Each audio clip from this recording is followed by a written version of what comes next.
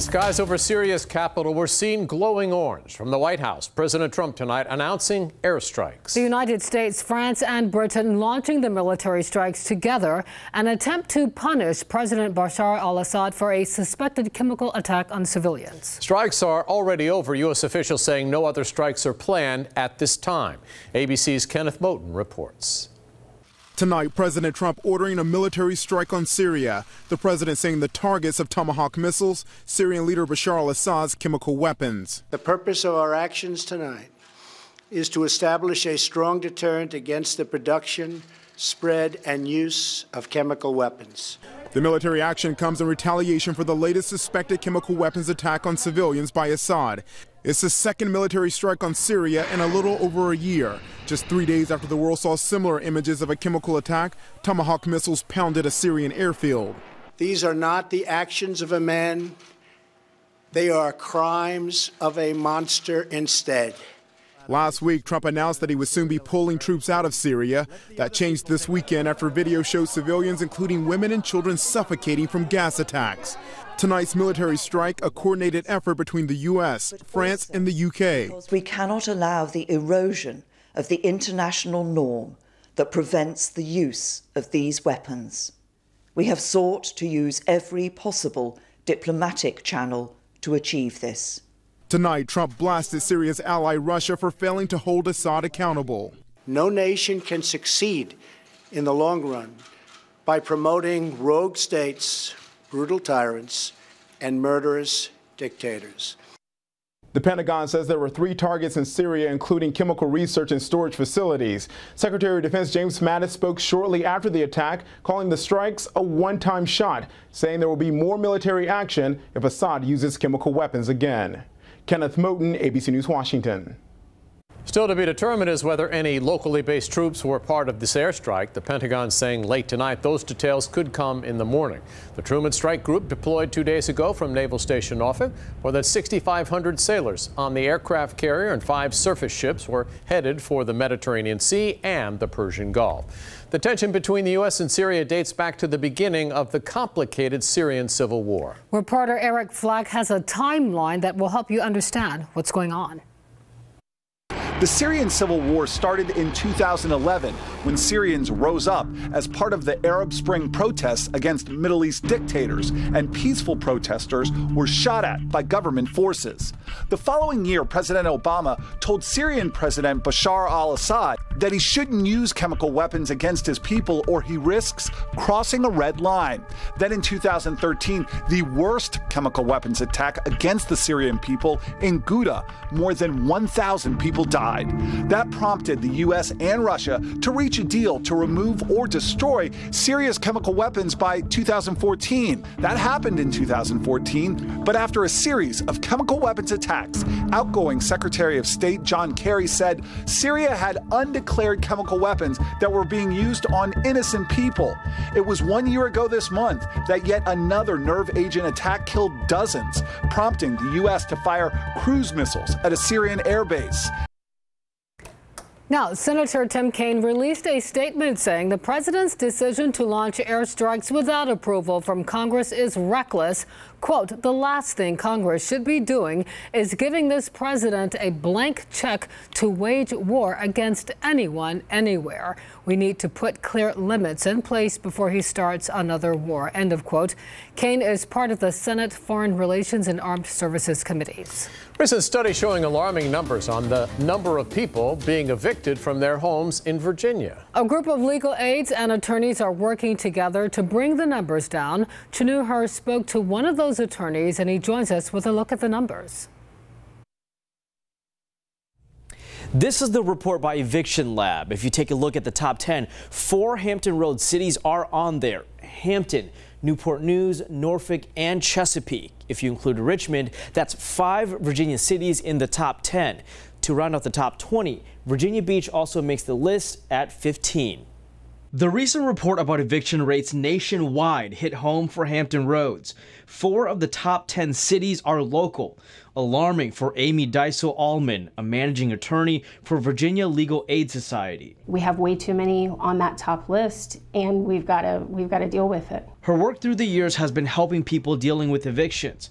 Clients she's had usually struggle to just make ends meet, using more than half of their monthly income on rent and bills, leaving no margin for emergencies. A lack of affordable housing, a lack of good paying jobs.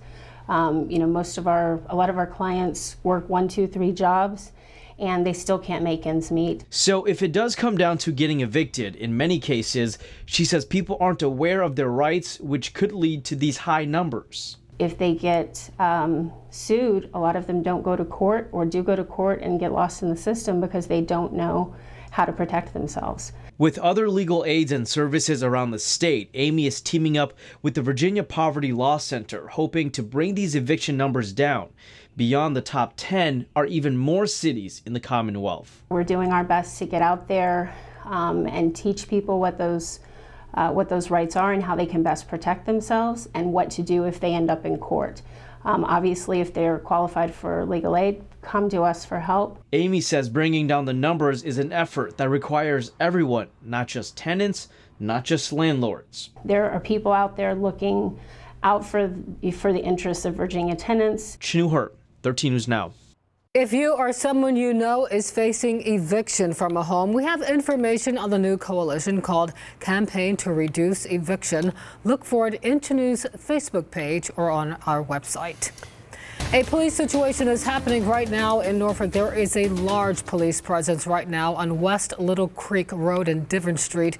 We've received numerous calls throughout the evening. Police say they are helping U.S. Marshals with a warrant operation. People nearby have been told to stay inside. The area is currently blocked to drivers. We will continue to monitor the situation and let you know what happens. An emotional day in court in Portsmouth. Today, a jury convicted a 16-year-old boy of trying to kill a Portsmouth police officer. Family was obviously devastated. Move it! Move! Move! Move! Away! Get away! No, the court system. You want to put that on TV? Go ahead. Jury found Will Patterson Jr. guilty on all 12 felony charges, including attempted capital murder. Prosecutors proved the teen deliberately and maliciously tried to kill Officer Angelini Baclini back in November. The Fraternal Order of Police saying this is a difficult situation, but the jury made the right decision. We were thrilled. I mean, it's wonderful that the jury spent so much time, and they spent the time and actually looked at all the evidence, and they were able to see what happened. Patterson is looking at a maximum punishment of 2 life sentences and 65 years. Deadly crashes tonight in 2 local cities. In Virginia Beach, 2 cars collided at the intersection of Dam Neck Road and London Bridge Road. This happened just before 6:30 p.m. Investigators believe a minivan rear-ended a car, forcing the car off the roadway. The minivan also ran off the roadway and hit several trees in the median. 1 man died at the scene of the crash. Investigators are trying to figure out the cause of this incident. And in Norfolk, a man died after crashing his motorcycle this afternoon. It happened on Chesapeake Boulevard. Police say 37-year-old Derek Lawson lost control of his motorcycle and hit a power pole. There were no other vehicles involved in this crash. Tonight, a woman is facing charges accused of intentionally running an SUV into 2 people and a church. This happened with 2 small children in that SUV. We told you about the bizarre crash yesterday afternoon on Shoup Avenue. The 24-year-old woman is now charged with unlawful wounding and felony child neglect. Reporter Megan Shin has the latest developments. You can still see the damage here at the House of Judah Kingdom Church in Norfolk. One member we spoke with says he was here off Shoup Avenue on Thursday afternoon when he saw people arguing outside, and then the big assault unfolded. Next thing I know, a young lady, she went in her car, rolled up on the curb, and hit the church, and she ended up hitting the lady. Norfolk police say Tasha Drew was the lady behind the wheel of this SUV. But I think I'm the first person to call the police. I was real frantic with the police because I was like, oh my gosh, the lady hurt, and everybody just looking. Police say medics took 2 women to Centera Norfolk General Hospital and expect both to be okay. It was shocking because I'd never seen it in real life, like somebody actually hit somebody. Employees at the restaurant next door say one of the injured women bought food from them. A witness told us that woman tried to break up a fight. Then the driver of this SUV hit her. I just couldn't believe it, you know, that that that could happen. 24-year-old Drew's neighbor says he's seen her around the block often with kids in the front lawn. Witnesses at the scene told us 2 children were in the SUV during the assault. And you see smiling faces and kids playing all the time, and then wow, bam, then that happens. Police say Drew faces 2 counts of felony child neglect along with reckless driving and unlawful wounds charges. What would make her that mad to actually, do something like that in the broad daylight? Court records show her next court appearance is May 23rd. In Norfolk, Megan Shin, 13 News Now.